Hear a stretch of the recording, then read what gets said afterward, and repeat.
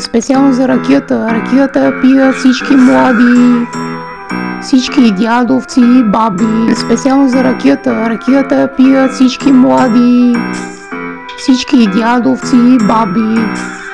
Пуша, пия, повръщам. На магазина парите имам да връщам. Ще им отвръщам, ще им повръщам. Пуша, пикая на главата ти. Миризливи станаха краката ти.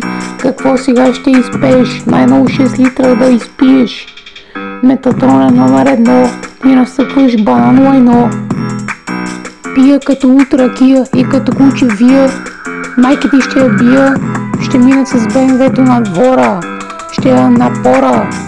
Ще накося дървата пред жената ти. Миризливи станаха краката ти. Ще не бъде жена ти, сестра ти, баба ти. Ракията я пият всички млади, всички дядовци и баби. Ракията я пият всички млади, всички дядовци и баби. Аз съм кварталната суперзвезда, но не забравям откъде съм тръгнала. Когато нямах много, затова съм малчен и продавам моето лого. Пенешки бизнесмен, озлобен, хип-хоп феномен.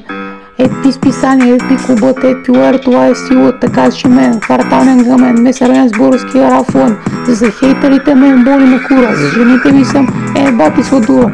Скъпа танцуеш ми като танцорка, май си на порка, стини ми партньорка. Всеки мечтае на Палма де Майорка, с още 3 путки да прави четворка.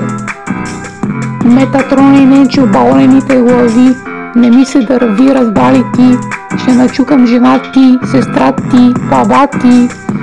Разбравя бе, келеш. Аз съм истински келеш, с 3 сметки в Бангладеш.